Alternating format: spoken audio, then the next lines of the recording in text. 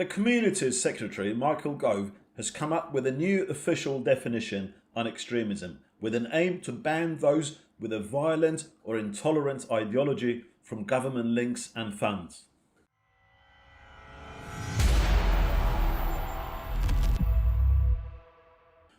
While this is welcome news, think about the stated aim again. The aim is to make sure these extremist groups are denied government links and funds. That means that extremist groups with a violent and intolerant ideology have been receiving governments and council funds and links. In this video, I just want to give one example of how the UK taxpayers' money has been spent on these violent and intolerant groups and how they've been promoted. I can't go through all of them, that would be too long, but just one example for this video so you can get the gist of it. Take Shakil Beg, an imam of the Lewisham Islamic Centre.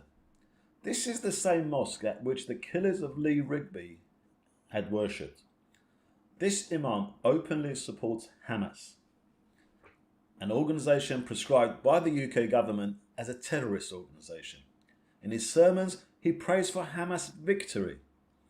Even the BBC, that usually avoids tackling on the issues of Islamic extremism, made a programme about him, describing him as an extremist. In 2016, Shakil Beg tried to sue the BBC for the programme, but he lost his court case. In his summing up of the case on 28th of October 2016, Mr. Justice Charles Haddon Cave said, Beg clearly promotes and encourages violence in support of Islam and espouses a series of extremist Islamic positions on occasions when it has suited him. He has shed the cloak of respectability and revealed the horns of extremism. The judge described him as a Jekyll and Hyde character and said, Shakil Beg appears to present one face to the general, local and interfaith community and another to particular Muslim and other receptive audiences. The former face is benign and tolerant, but the other face is ideologically extreme and intolerant.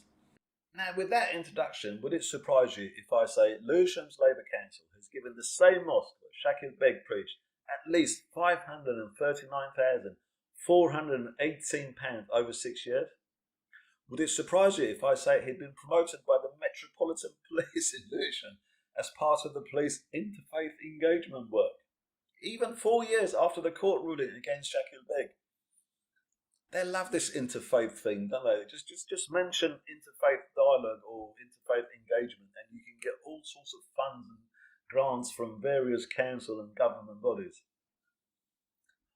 A March 2017 Henry Jackson Society report examined how Beg had established himself as an influential figure within numerous public bodies and groups, even after the court ruling that he was an Islamic extremist.